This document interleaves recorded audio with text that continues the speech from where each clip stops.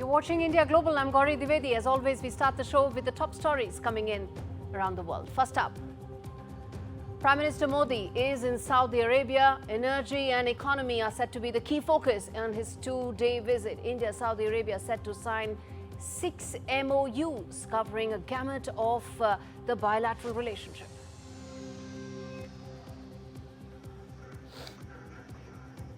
That our nations have much to offer one another. And that's why we come to you as partners looking to strengthen our relationship. That our nations have much. India and the US finalized terms for bilateral trade deal. The terms of reference could be the stepping stone for a full bilateral trade agreement between the US and India.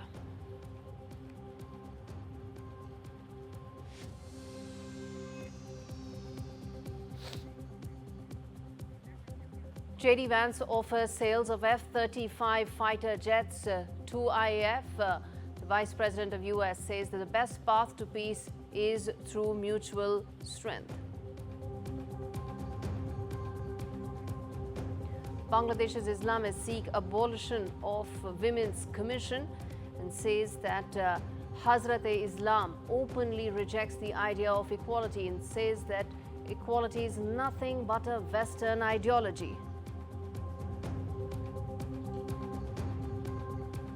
Terrorist attack in Jammu Kashmir's Pahalgam area. Tourists have been killed. 6 have been injured in the firing on trekkers. Indian scientist detects evidence of life on distant planet. Exclusive conversation with astrophysicist Niku Madhusudan on India Global.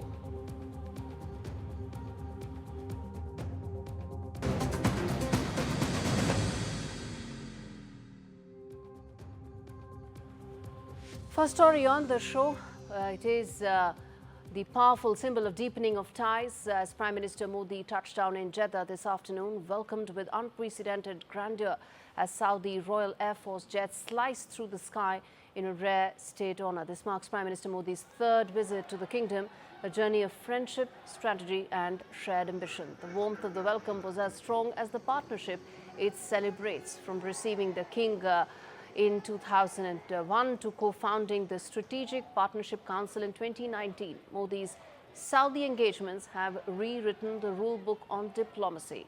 From trade to technology and energy to expats, the stakes are massive. $43 billion is the trade, 2.7 million Indians in the kingdom. That's the diaspora that we have. The ties go far beyond statecraft. Prime Minister Modi will connect with the heart of the relationship, that is the Indian diaspora, a community event that will, of course, further bridge the connect between two ancient civilizations, cultures, and two modern powers. As Prime Minister Modi steps into Jeddah's historic corridors, the world watches. It's not just diplomacy, it's much more than that. And let's get in my colleague Mohammed Ghazali, who's joining us live from Jeddah, covering this very important visit. As we get in Ghazali to tell us more about this, on your screens are the key points as far as why this visit is important from a diplomatic point of view, from an economic point of view, and of course from a people-to-people point of view. And before we get in Ghazali to get us more on this, I want to quickly now put across some important graphic points that are coming in, and I'm also going to welcome some of the guests joining me on the broadcast. We'll try and get Ghazali as and when we can, but let's also introduce the panelists who are joining me on the broadcast. First up is Bashir Ali Abbas, Middle East expert, Senior Research Associate from CSDR, and Virat Solanki, who's joining us live from London, who's a research fellow from IISS. Let's quickly show them in the screens, and both of you gentlemen stay with me because I finally have Ghazali with me. Let's quickly now get in an update from Ghazali on what all we could expect from Jeddah. So Gaurie, the Indian community members are waiting for the Prime Minister to come here and address them. A greet and meet meeting is scheduled here in the hotel where Prime Minister arrived here a couple of hours ago. And after this meeting with the Indian community members, the Indian Prime Minister will go to the Royal Palace where he will have the meeting with his counterpart and Crown Prince Mohammed bin Salman, who is the Prime Minister of Saudi Arabia. Now, a host of MoUs are expected to be signed and some announcements is expected to be made in the areas of defense sector, in energy sector, and some emerging areas are also there where both sides will explore avenues. As far as defense sector is concerned, Prime Minister spoke to the Arab media here yesterday, citing that how India is capable of manufacturing defense equipments and combat helicopters, drones, and Saudi Arabia is also looking for the same kind of engagement with India when it comes to defense sector. We also had joint naval exercises in the past. Prime Minister also spoke about that. Besides that, there is going to be a strategic partnership council meeting, which the Prime Minister also said in his departure statement. Now, that council meeting is probably a group of ministers who will sit from both sides, headed by Prime Minister Modi from Indian side and MDS from Saudi side, and they will review, because this is going to be the second strategic partnership council meeting. Also, focus will be on to review all the progress which has been made since 2016 when the Prime Minister visited Riyadh for the first time as Prime Right. Minister. Then in 2019 he visited Riyadh. This is the first time he's visiting Jeddah. Absolutely, So the Ghazali. I'm going to previous keep coming back to you. arrangements, I'm going to keep announcements will be coming back to reviewed and you. new announced. Absolutely. I'm going to keep coming back to you because this is important. But at the moment, I want to quickly now get in my guests as well, Mr. Abbas as well as Mr. Solanki. Viraj, to you first. How do you read this visit, its importance, and what do you expect could be the primary takeaways from this visit? Thank you for having me on the show, Gaurie. I think the main takeaway from this visit is that it signals the growing importance of the Gulf region to India's foreign policy, especially under Prime Minister Modi. Prime Minister Modi has really transformed India's relationship with the Gulf. It was primarily focused earlier on trade, on energy, and on the diaspora, and now it has moved to more a wider relationship focused on political relations, investment, and there's growing trust, which is leading to more defense and security cooperation. So I think this visit, the main takeaway will be a strengthening of the political relationship between Prime Minister Modi and his counterpart in Saudi Arabia, and then growing cooperation on trade, investment, and defense relations as well. Okay, and Mr. Abbas, in terms of the primary focus, what do you think could be the primary focus of this visit?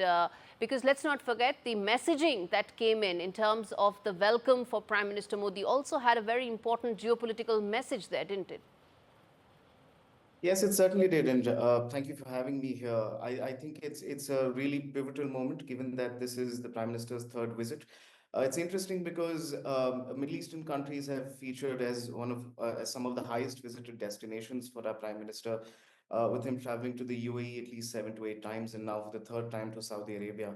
I think beyond the strength of the bilateral relationship, which really has picked up in the last 5 years, but even more specifically since there has been this new opening from Riyadh that we have seen since 2015, when the Saudi Vision 2030 project was unveiled. I think India has done really well to sort of leverage that new space available, because prior to this, as Viraj also mentioned, we were a little too focused on diaspora and energy, both of which are of priority to us. However, I think now, given both the space available in Saudi Arabia as well as our own inclination to be proactive, both states are now able to meet in the middle and really do something at the strategic level. I think one of the main regional priorities for both states is the India, Middle East, Europe economic corridor.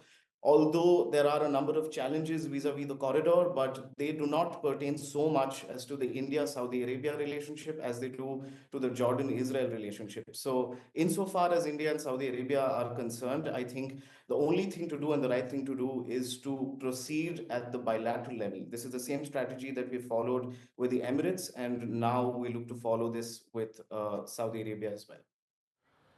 Okay, Viraj, the other thing I want to ask you is that when we talk about the trade aspect, the defense aspect, the geopolitical aspect, let's not forget that this is happening in the shadow of Trump tariffs, isn't it? The fact that there is a lot of trade uncertainty in the world, how much do you think would it aid for countries to explore more partnerships when it comes to trade, whether it's the India-Saudi Arabia trade relationship? Where do you see the upside going because of the global trade factors? I think this relationship, primarily, and India's wider relationship in the Gulf region, just highlights how India is seeking to diversify in terms of its trade and investment partners, especially following the tariffs that have been imposed in the US earlier this year.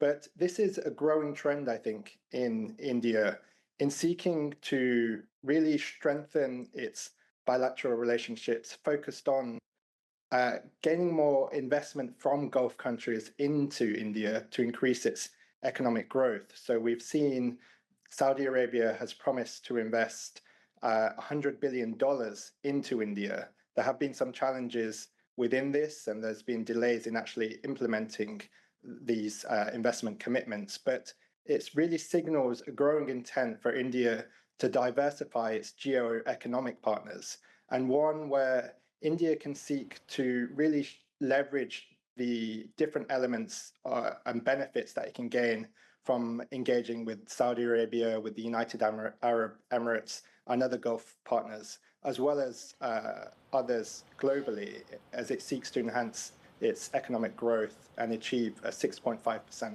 growth rate over the coming year. Absolutely. And Viraj, very quickly, I'm running out of time, which is that as far as the geopolitical realignment is concerned, a lot of relationships for India in the Gulf, whether it is the Saudi Arabia in particular, have been impacted due to concerns or due to factors in the neighborhood. And that seems to have pretty much ended, haven't they?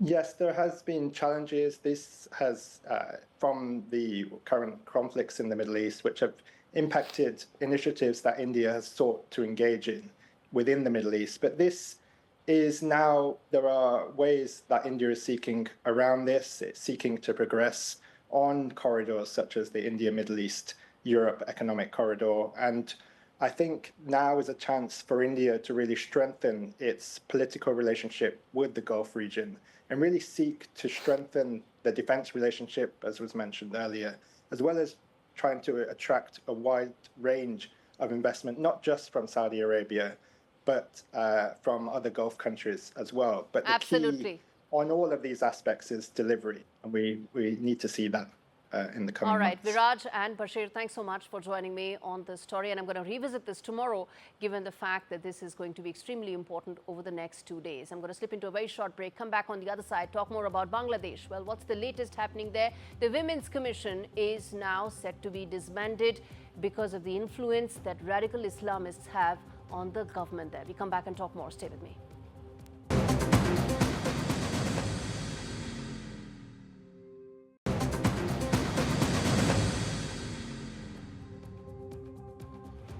Bangladesh is a country at a crossroads, and now women's rights are under siege. There's now a rising tide of religious extremism that's demanding the abolition of the Women's Affairs Reform Commission, a body tasked with undoing decades of systemic discrimination. The Islamist coalition that's led by Hefazat-e-Islam and backed by Jamaat-e-Islami is now openly rejecting the idea of equality. Let that sink in, viewers, because one Islamic cleric in Bangladesh says this is Western ideology. Now, in a nation that's grappling with political chaos, the question is not just about governance, it's about whether half the population in Bangladesh will be allowed a future that is full of prospects and possibilities. That's the question. And which is why I'm putting out these big questions on this story that impacts half of Bangladesh. Is Bangladesh now surrendering women's rights to hardliners? Second question, how can a country that is wanting to progress can progress if its leaders call equality a Western ideology? Remember, this is a commission that's been formed by Nobel laureate Mohammed himself. Can this commission and the reforms survive amidst equality for women being branded as hearsay? And lastly, will Bangladesh be now run by hardliner Islamist ideology? What happens to these reforms that many believe will take the country forward. Faisal Mahmood, Press Minister, Bangladesh High Commissioner in New Delhi, joins me to debunk this and to put the record straight. Faisal, clarify for us that the Women's Commission is not going to be disbanded, that the Islamists and their concept that this is a Western ideology will not be adhered to, will not be paid any attention to. Thank you, Gaurie. Yes, you're right in saying that the Islamist coalition, but I didn't call this a coalition because there hasn't been a coalition formed yet. Jamaat Islam is an independent party and because of Islam is another party. There is no coalition between these two parties. But both of them demanded the abolition of this Women Affairs Commission. But you see, I mean, I see irony in the very framing of your question, because if I understand correctly, the Indian media as a whole, including your media, has been terming this interim government led by Mohammed Yunus as an Islamist government, at least a government who has strong rapport with Islamists. But you understand the very fact that this Women Affairs Reform Commission was being formed by Dr. Yunus, and the members there, I mean, the members of this commission are known as they're known secularists. To that extent that some are even known as anti-Islamist. So if I want to put this like this, like you're very... And my first question was also just that. My first question was just that to you, right? No, Which is why, clarify for us. I'm giving you all the airtime. I know. I'm just clarifying, but I'm asking you a question. So by inherently asking this question, you admit that this interim government is not an Islamist government? Because an Islamist government... There are Islamist radical ideologies that are being mainstreamed. No, you have been that is not my point. My question is, no. You clarify for all the women in Bangladesh right now that whatever may be the radical Islamists demand, that the Women Rights Commission will not be disbanded. You clarify to them. That's what I'm saying. You clarify to them. No, I will clarify to that. But so please clarify. What are you then? By asking these questions, you inherently admit that this government is not an Islamist government. Because an Islamist government wouldn't form that commission at the first place. Right? It has been formed by Mohammed Yunus, but radicals are now saying that this is a Western ideology. Debunk that. Debunk that for me, sir. Debunk that for the women of Bangladesh. Islamist government. No. You answer my question. Will an Islamist government? You don't get to ask me questions. I get to ask you questions. I will be fair by giving you enough airtime, and you are wasting all of that in this bickering. Say, clarify once, will the Women's Commission stay or will it be disbanded? You have to admit that this government is not an Islamist government. Will the Commission stay or will it be disbanded? Will the Commission stay or will it be disbanded? It's up. I mean, where does this come from? This commission will be disbanded. It's a demand made by an Islamist party. Do you think this government will heed to this demand? Who said that? But you have to answer my question. So you are saying that the commission will stay and the government will not listen to the ideologies of the radical Islamists. That's what you're saying? Do you even know? Do you even know what this commission have suggested? I don't think so. I'm asking you that, sir. It's a simple question. Okay. This commission's proposal has been, opposed by the Islamist parties, and they have voiced their opposition on particular grounds.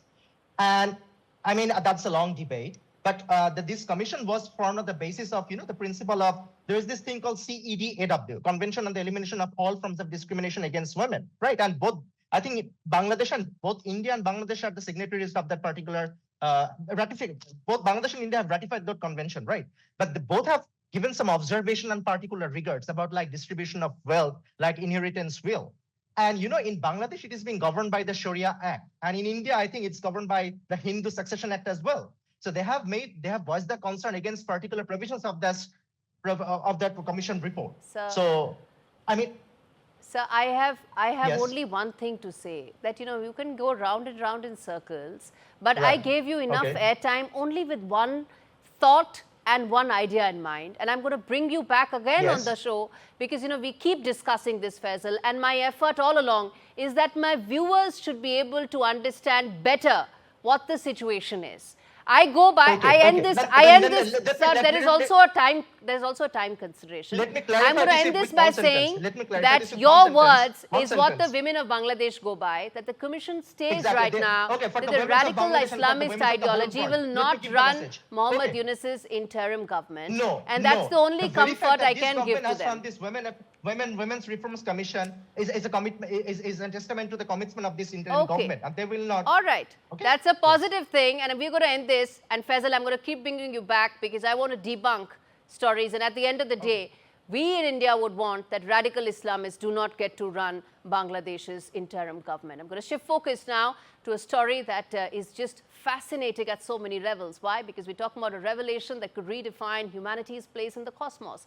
A team of scientists have detected the strongest chemical hint yet of alien life, but that's 120 light years away. At the forefront of this historic breakthrough is Dr. Niku Madhusudan, a trailblazing astrophysicist from Cambridge University, who's joining me live to talk more about what this means and the scientific breakthrough that is set to change, well, how we see space.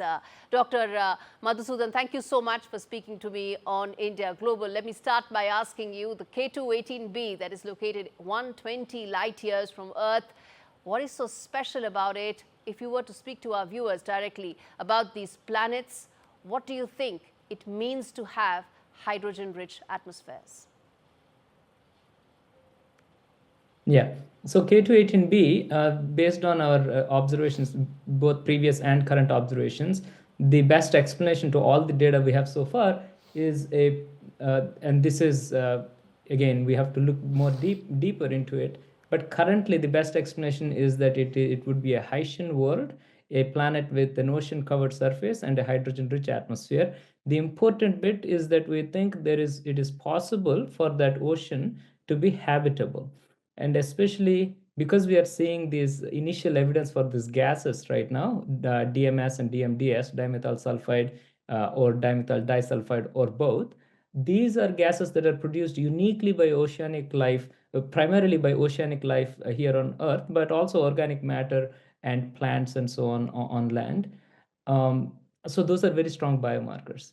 So this is why we think that there is a chance that these could also be produced by life on this planet, but there is a big if. We still need to verify our observations and do more theoretical studies to make that association, but there is the promise. That's the most important news right now.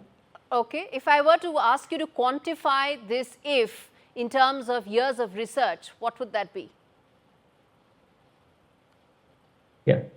So there are two aspects here. First, we have to establish the observation we made right now is literally one observation.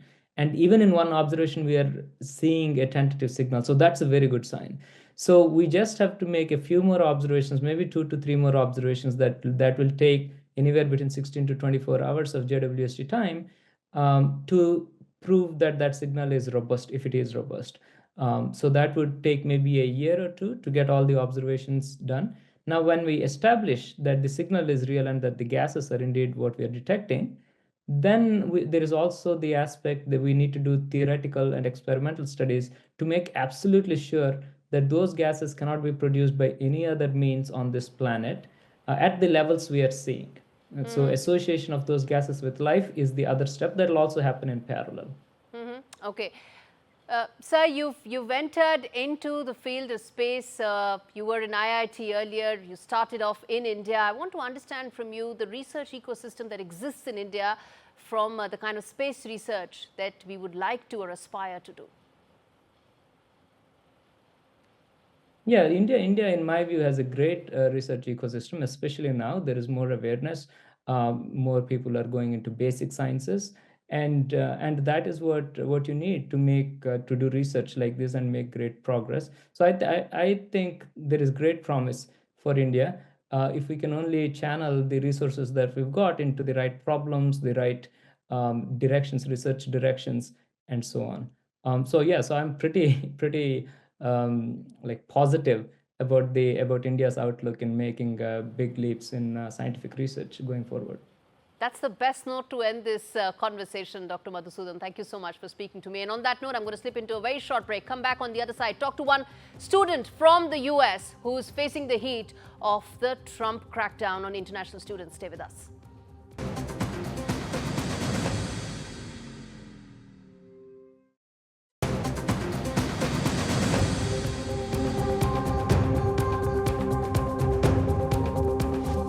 In the very first month of Donald Trump's return to the White House, the US has issued 30% fewer student visas to Indian applicants compared to last year.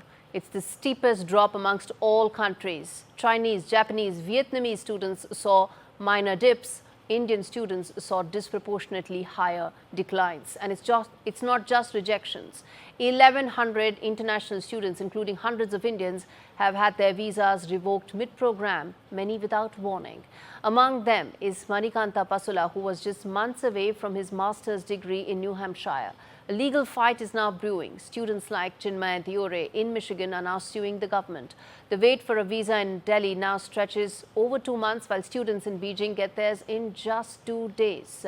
Now, even New Delhi is stepping in, urging students to take the legal route. For a nation that sends the highest number of international students to America, this is more than just a statistic.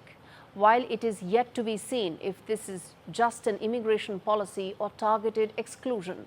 But for thousands of young Indians, the American dream may be, just maybe, slipping away. Which is why it's important that we address this story on India Global. The big questions that I'm posing on our screens right now, and I'm going to in fact get you an exclusive conversation with one of that student who will be joining me to talk more. But as always, first up, the big questions on this story.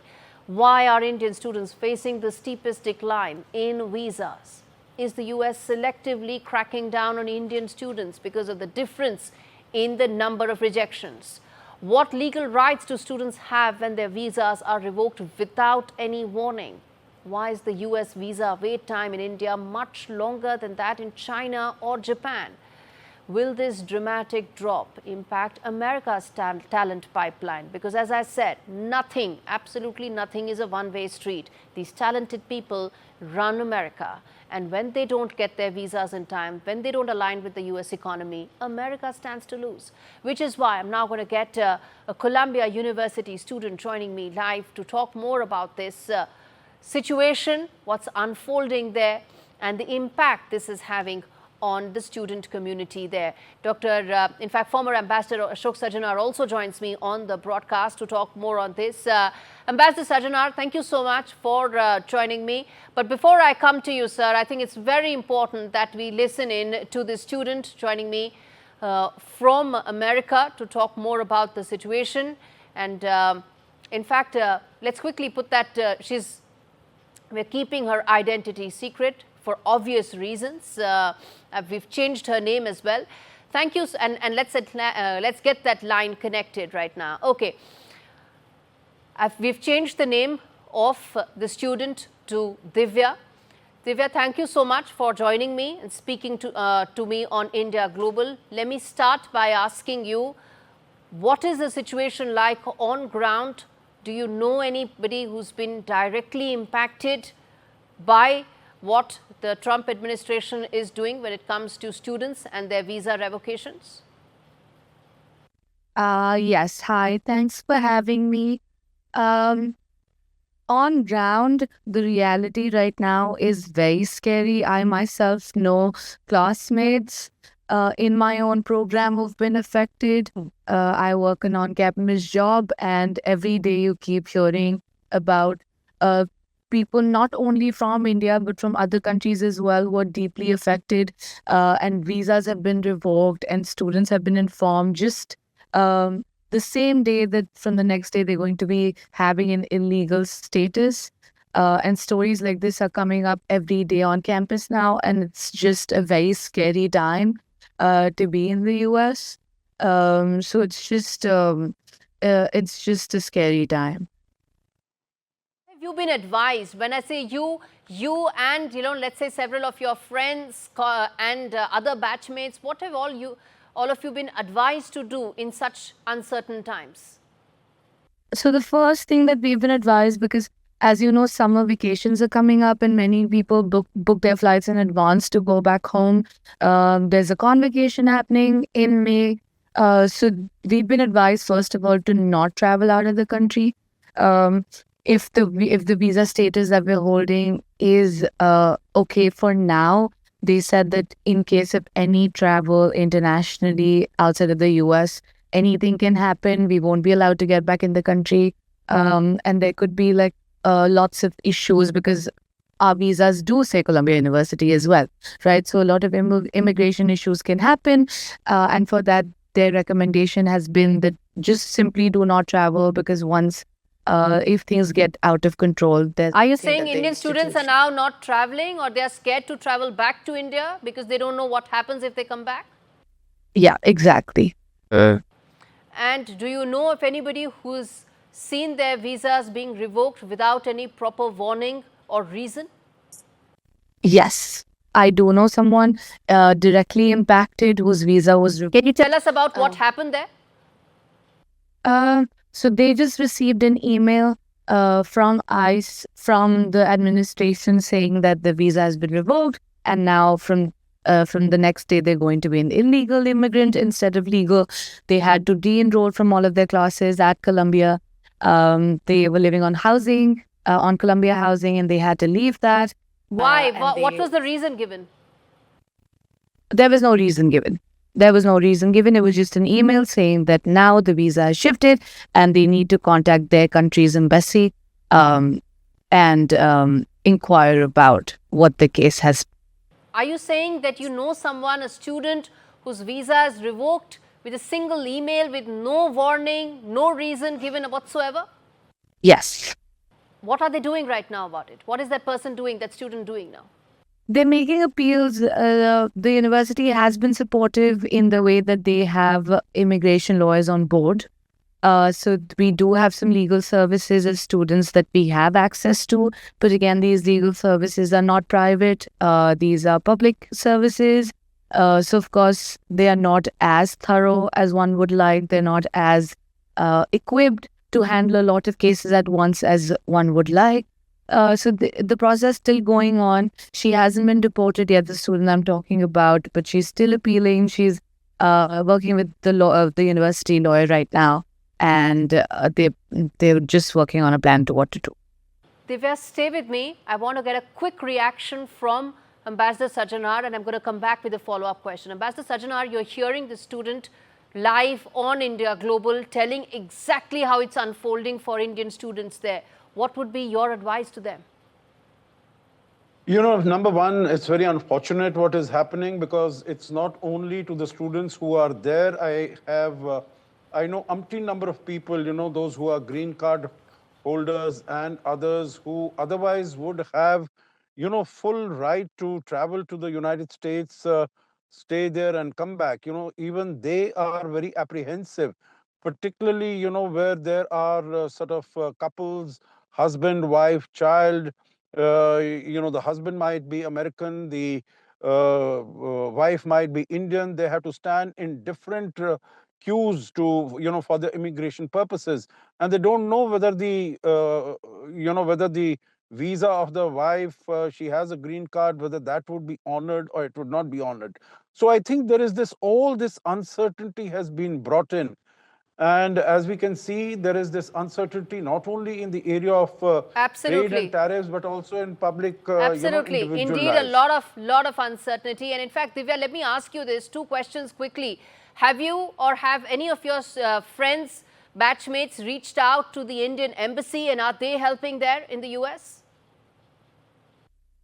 So thankfully for now, I don't know anyone who's had to do that. And I think I'm very grateful for that. But yes, we are constantly in contact with the international office at Columbia, and they have been contacting embassies all over the world to make sure they can come up with solutions. But of course, the environment is very uncertain right now, and the most common answer that we've been getting from the authorities is that it's too uncertain. We're trying to be in contact with embassies. But personal communication is something that has not happened yet between students and the embassy. Final question I want to ask you, Divya, which is that Columbia is one of those universities which has been significantly impacted. There are others as well. Is there some sort of a student-led initiative to ensure that collectively these concerns can be addressed better? Yes. So students are organizing. Even though these are risky times, everyone is worried about their identities because as such, there's not being a lot of reasons given for the decisions that the administration is taking. So people are scared. It is risky, but at the same time, it is very important for all of us who've traveled half the way across to stand up with each other, right? So students have come up. A lot of international students are forming unions. We are protesting, and these protests are both virtual as well as on campus, in person. We're going to the president's office. We're going to the administration's office, getting them to answer, getting them to take our side, getting them to just hear our voices, right? And understand that for us, there is no one else in the country that can help us. It has to be the university. So yes, that has been very much prevalent throughout the university. All right, I'm going to leave it there. Divya, you're brave, and I'm going to give you this assurance that NDTV will continue this campaign, and India Global here will continue to speak for the voices of all those who practically run America. I'm going to leave it there. Thank you so much, Divya and Ambassador Satyanar, for joining me on this debate. Well, at the end of the day, bottom line, viewers, is that America doesn't just benefit from Indian students, it depends on them. These are the engineers in Silicon Valley, the researchers in biotech labs, the future entrepreneurs who drive innovation. A 30% drop in visas isn't just a statistic, it's a self-sabotage. In a global race for talent, shutting the door on India's best and brightest is a short-sighted move that weakens America's edge. If the US wants to lead the future, it must stop turning away from those who can help build it better. On that note, I'm going to slip into a short break. Coming up, viewers, on the other side is mega exclusive of NDTV with US Second Lady Usha Vance. Stay with us for that conversation.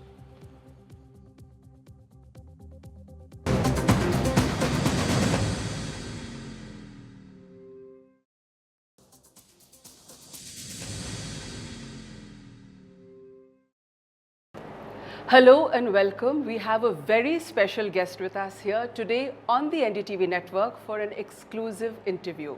It's the Second Lady of the United States, Ms. Usha Vance. Ms. Vance, NDTV की दर्शकों की तरफ से आपको नमस्कार. Namaskar. So this trip to India, what was it that you were looking forward to the most? Oh, it's hard to say. My children have never been to India, which is a terrible oversight, but also just the circumstances of my husband's campaigns and everything. So just allowing them to see all the things that they've heard about, they love Indian food, so having the opportunity to eat only Indian food while we're here was something we were thrilled about. And then of course seeing sites like the Taj Mahal and meeting the Prime Minister, those were very special as well. What did the children like the most about the Amer Fort today? You said they've got this thing about swords and fighting. So I think, so did they sort of feel they were in a fairy tale castle? What did they like the most about the Amer Fort? So as you know, it's a spectacular fort set high up on the hills, and you really feel its defensive capabilities and why it was built where it was. And they're very interested in pretend battles. So they were up there kind of imagining themselves defending against an army. They read about Indian history, so I think they had a good sense of the types of rulers and militaries that would have been present there. So they were just enacting the entire thing in their imaginations. But what about the youngest one? I mean, she's just all of 3. I mean, she's really tiny. Yeah. Well, she's the youngest of 3, so she thinks that she is a 7-year-old boy, and she plays just like the other 2. So she's part of the game. But what did you and the Vice President like, especially at the Amer Fort?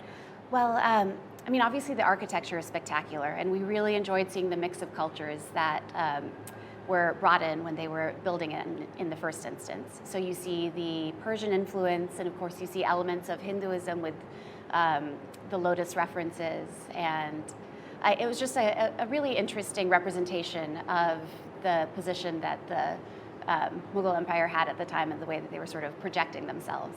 So it was a fascinating study in history. There's a lot of curiosity about what's going on in your kitchen. Everyone is most interested because the Vice President himself has said that he was a meat and potatoes man until he met you, and then your mother taught him how to cook. So now everyone wants to know, what is it that he cooks for you? Well, he's very experimental. He'll try anything. So he's done everything from chana masala to has been making a specialty of desserts recently. So our children especially enjoy that. And he's tried various lamb dishes. He sort of, whatever strikes his fancy, he goes, finds the right recipe and prepares it. So in your home, what does a traditional Indian meal look like? Well, my family is from Andhra Pradesh. And so, they have the most amazing cuisine. Yes, I think so, although we've been enjoying the food of other areas as well while we're here.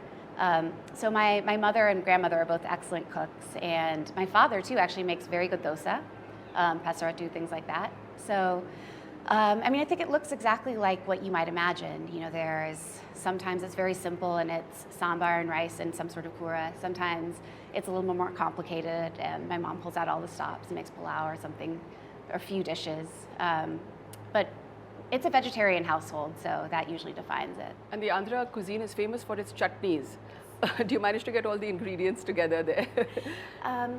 I am not a preparer of chutneys, but my grandmother makes wonderful chutneys, and I think she manages to figure it all out. She gets the ingredients at the Indian stores near us. Well, that's wonderful. You know, there was something else that I was reading about you, and the fact that at your wedding, you had a traditional Indian ceremony and you also had a traditional American ceremony. And it's a beautiful metaphor for the way people across the globe are coming together culturally. And was that very important to you? Well, it was very important. We got married in Kentucky, which is the state where my husband's family was from, but we had so many people fly from all over the world, including India. And so both our guest list and the ceremonies were sort of a representation of our very different backgrounds coming together. And you know, my parents, of course, were married in a traditional Hindu ceremony. And so when I imagined weddings and what that might look like, I imagined the pictures that I'd seen of them or of my grandparents getting married. So it was quite important to me to have both elements. So your next trip now is going to be to the Taj Mahal, to Agra. What are you looking forward to for that? Well, I mean, of course, it's one of the wonders of the world. And I haven't been there now in, I think, 2 decades, maybe a little bit longer. So I've seen photos recently. I know it's been beautifully preserved. It looks spectacular. And I know that when I take my kids there, their jaws are just going to drop because they love architecture and they are going to be just completely amazed by what was built here all that time ago. Most children, are they full of questions? What's the kind of questions they ask? Well, right now, as I mentioned, they're very into military history. So there are a lot of questions about that. But my children are also, this is maybe not specific to the Taj Mahal, but they're very interested in the Mahabharata and the Ramayana and stories like that. So they have lots of questions about that, and they're always looking for references everywhere they go. And we've been lucky, of course, to see a puppet show at the Prime Minister's residence, and we've seen, you know, paintings and all sorts of things where they know exactly what the story is just from seeing it on site. So they have lots of questions about those. So what was the puppet show? That must have been very fascinating for them. Is it the first time? I mean, I don't think that's culturally, it's slowly kind of even fading out. So was that something that the children really enjoyed? It was something they enjoyed. We saw a few styles of puppeteering, and they were all executed, you know, so skillfully. But the one that really caught their imagination was actually from Andhra Pradesh. It had these sort of leather flat puppets against a shadow screen. And that just blew their minds. It was a story of the Ramayana, and there were these different Hanumans who were of different sizes and flying, and it was just spectacular. You know, when you were looking forward to coming to India, a lot of people said, you know, and interpreted it as a sort of the children coming back to their cultural roots. In that sense, is this, because it's a part leisure trip and it's part, of course, there's an official aspect to it also. But was that important to you? Oh, I mean, certainly. We knew that there would be an opportunity, and an important opportunity for JD to come in his capacity as vice president for diplomatic purposes, you know. But we always knew that when that opportunity arose, we would all come with him because, like I mentioned, we haven't had a chance to bring our children here, and it's been something they've been dying to do, that we have been dying to do with them. And so we took the first opportunity we could get. I think they were a big hit. You know, everyone was talking about their lovely outfits when they got off. Everyone was most intrigued and most you know, there was a lot of adulation online for their lovely kurtas and the dresses that they were wearing, which was very carefully and I think well thought out. And did you do the shopping for them? I did, yes. I found this website that sources outfits from India, and I really just enjoy their selection. So I picked a few favorites before this trip, and they'll probably wear some tomorrow because they really enjoy wearing them. But for you and the Vice President, what has been special about this trip? Well, this is also JD's first trip here, and there have been a few things that are special. I mean, first, he's heard many stories from my parents or from me about our heritage, about their upbringing, and to sort of see in real life what it's like, I think has been just really very special for him.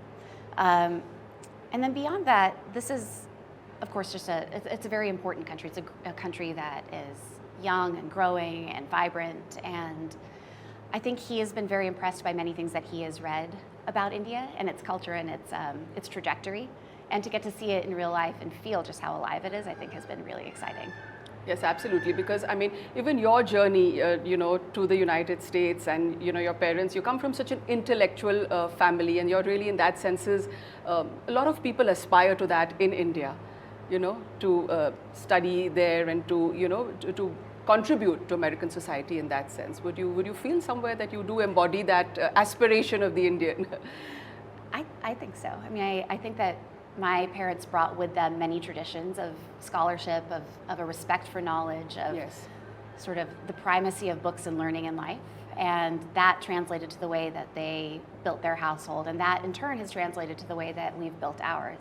I mean, when I say my children are interested in things like the Mahabharata and the Ramayana and all these stories, it's because they're surrounded by books. And that is an inheritance from my parents and in turn from our family in India. So what else is planned ahead? Just some quiet family time, apart from going to the Taj, of course, you have an evening today and some time tomorrow. So what are the plans? Well, my husband has a speech to give today, so we'll go do that next. And apart from that, we have any number of activities planned. I think my children are about to take a lesson in making pottery, which they're very excited about. They're very enthusiastic Even the artists. little ones? Yeah, yes, of course. So she's part of everything, I think. Part of everything. She is always involved in everything. And let's see, they're very, very interested in peacocks. Currently, their favorite bird may be tied with certain eagles. And so we're hoping to go find some to look at as well today. I think that'll be a big hit. And there were these two elephants who were out there at the Amer Fort, all gaily dressed and wanting to say hello. So were there any special takeaway movements? Because they gave a salute as soon as you were walking out. The Chanda and Pushpa were their names. Oh, is that right? And yes, and they've been practicing for some time to give the royal salute. The salute, we were very impressed by the salute. I actually didn't know that they'd been training for this, but I thought it was incredible that they were able to do it on command in that way. They're obviously very intelligent creatures. I would say I and our children really appreciated that. We also thought that the dancing was very beautiful, and that caught, as you might have noticed, that caught their attention for a lot of the time.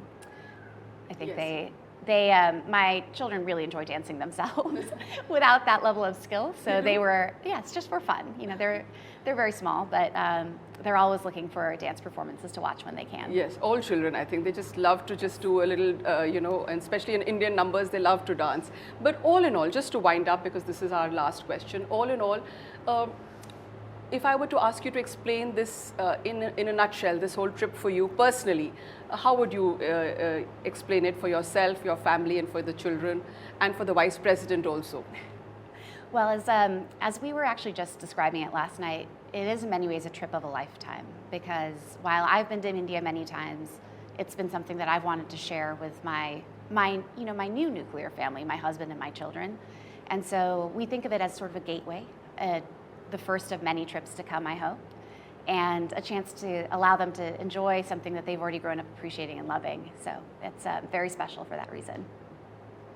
So thank you so much. और जैसे हिंदी में कहते हैं NDTV की तरफ से from the viewers of NDTV, namaste, and thank you so much for taking out time in what is a very, very special trip for you to speak to us. Thank you so much, Ms. Vance. Well, thank you very much. It's been a pleasure.